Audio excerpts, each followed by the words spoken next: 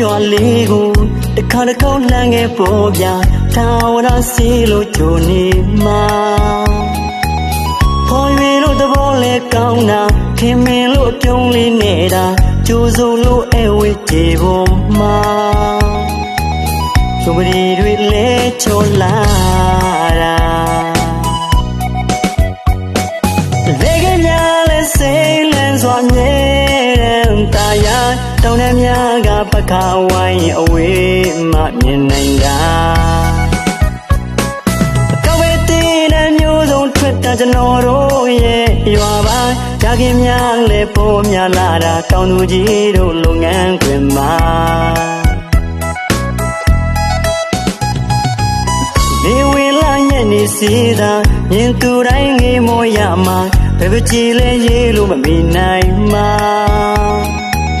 တောင်ဆွေများလာတဲ့ငေးဝဲတဘာဝတစ်ပင်များရဲ့လေးလေးလေးတိတ်ခက်ရင်ပျော်စရာအလဲလာပါလားကျုပ်တို့ရွာတတော်များလဲမိုင်းညို့စွာလာ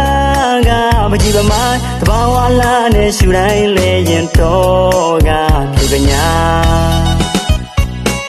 အခွက်ချလေးနဲ့ညနေခင်းမှာပြုံးငါရင်တိုင်းတို့တော်သူတို့လာတဲ့အလားမြင်သူတိုင်းကြည်နူးရမှာ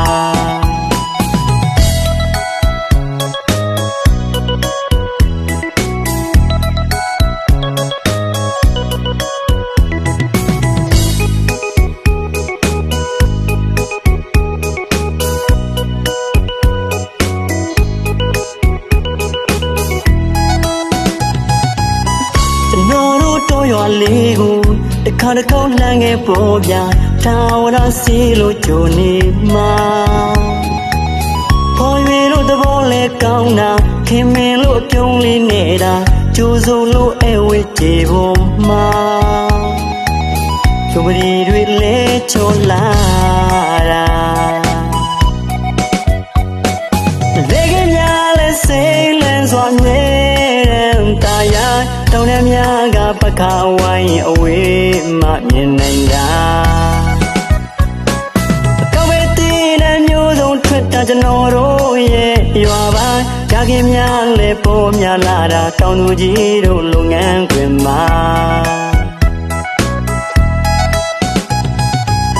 နေဝင်လာရဲ့နေစီသာမြင်သူတိုင်းငေးမောရမှာဘယ်ပကြည်လဲရေးလို့မမီနိုင်မှာတောင်ဆွေများလာတဲ့ငေးဝဲတဘာဝတစ်ပင်များရဲ့လေးလေးလေးတိတ်ခက်ရင်ပျော်စရာအလဲလာပါလားကျုပ်တို့ရွာ